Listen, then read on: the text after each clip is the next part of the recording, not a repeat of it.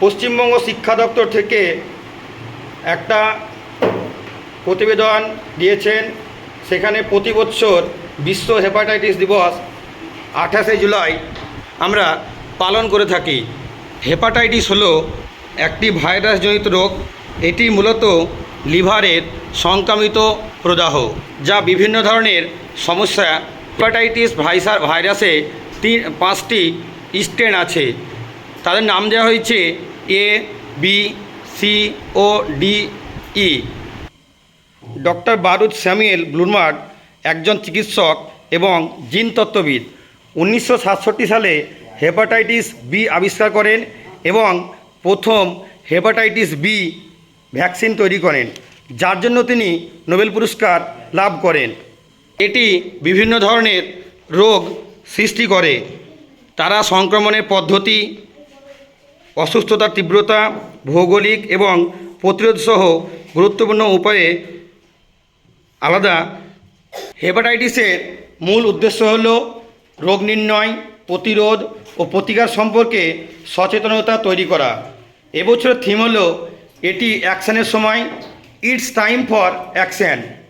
WHO 2030 সালের মধ্যে hepatitis নির্মূল করার লক্ষ্য নির্ধারণ করেছে। এটি অর্জনের জন্য WHO দেশগুলিকে নির্দিষ্ট লক্ষ্য অর্জনের আহ্বান জানায়।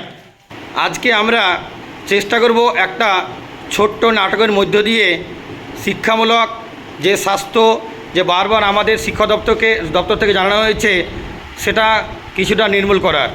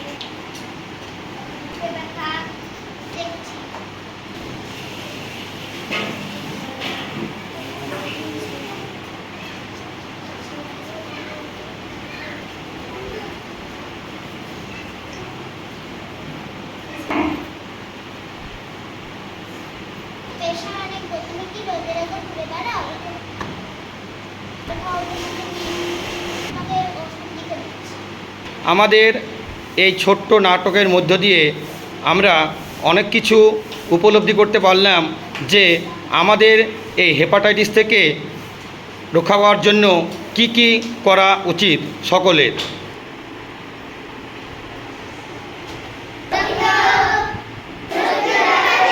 যোগান বজায় রাখতে আমি উপযুক্ত বয়সে রক্তদান এ ব্রতী হব এবং সকলকে উৎসাহিত করব। পরিষ্কার পরিচ্ছন্নতা বজায় রাখব। অন্যের ব্যবহৃত ব্লেড, রেজার, টুথব্রাশ, তোয়ালে, টাটুর, সুচ ব্যবহার করব না।